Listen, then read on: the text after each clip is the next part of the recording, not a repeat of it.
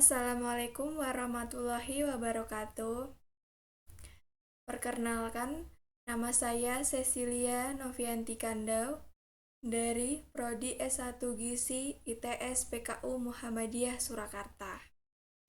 Nah, di sini saya akan memberikan penyuluhan tentang stunting pada balita.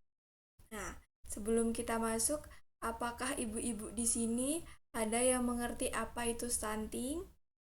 Atau mengerti bagaimana itu stunting? Atau gambaran secara umum stunting itu yang bagaimana?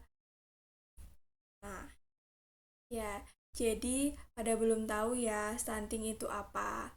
Nah, di sini saya akan sedikit membantu memberikan penjelasan atau informasi tentang stunting.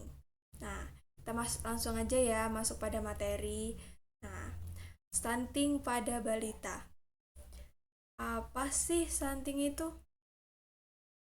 Nah, stunting sendiri memiliki pengertian yaitu stunting adalah masalah gizi kronis akibat kurangnya asupan gizi dalam jangka waktu panjang sehingga mengakibatkan terganggunya pertumbuhan pada anak. Nah, stunting sendiri itu memiliki penyebab atau faktor yang menyebabkan terjadinya stunting.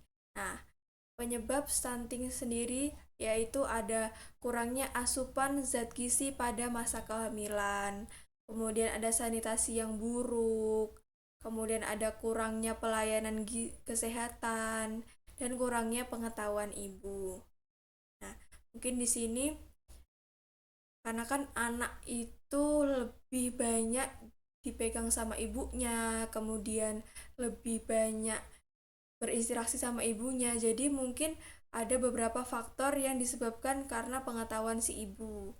Nah, kemudian ini nih ada namanya dampak dari stunting.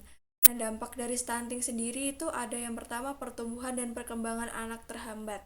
Nah, pertumbuhan dan perkembangan anak terhambat ini dapat menyebabkan kemunduran dalam kecerdasan, jadi tidak bisa sama seperti teman-temannya yang lain. Kemudian ada pertumbuhan gigi terlambat, kemudian berat badan tidak stabil dan relatif turun, itu termasuk kurus dan pendek seperti itu. Itu jadi tidak sama seperti teman-teman selayaknya yang lain. Kemudian ada mudah terserang penyakit infeksi. Nah, penyakit infeksi sendiri tuh contohnya seperti flu, kayak terus diare, kemudian ya flu dan batuk seperti itu. Nah, berikut ada cara pencegahannya nih. Stunting sendiri punya cara pencegahan, yaitu yang pertama adalah berikan ASI eksklusif selama 6 bulan.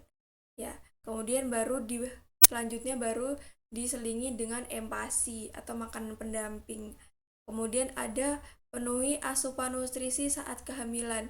Ini nih ibu-ibu, makanya penting kenapa saat kehamilan itu kita harus makan makanan yang bergizi, kemudian yang kaya akan vitamin seperti itu ya, karena untuk mencegah bayi kita atau nanti anak kita terkena stunting. Kemudian ada pola hidup yang sehat, itu seperti berolahraga yang rajin, kemudian makanannya tadi kayak gitu. Terus pola hidup sehat itu juga seperti lingkungan kita, ya, seperti menjaga kebersihan. Nah, kemudian ada makan makanan yang bergizi. Nah, ini kenapa kita harus memberikan makanan yang kaya akan gizi kepada anak kita? Karena bukan kan kalau pada umum mungkin untuk meningkatkan kecerdasan seperti itu.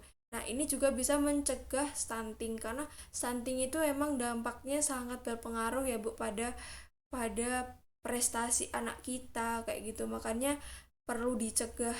Nah, itu tuh yang bisa saya berikan sedikit informasi tentang apa sih itu stunting pada balita. Kita harus benar-benar harus mencegah stunting karena stunting itu jangka panjang ya Bu. Ketika anak kita sudah terkena stunting akan banyak kemunduran dari teman-teman yang lain seperti tadi ada tinggi, kemudian berat badan, prestasi kayak gitu. Jadi perlu banget kita untuk mencegah itu stunting. Nah, kemudian apakah ada pertanyaan atau ada yang ingin ditanyakan kayak gitu. Nah, ya mungkin itu aja sih yang bisa saya berikan tentang sedikit materi tentang stunting pada balita. Nah, kurang lebihnya saya memohon maaf ada salah kata atau kurang lebihnya saya mohon maaf yang sebesar-besarnya. Oke, itu yang bisa saya sampaikan.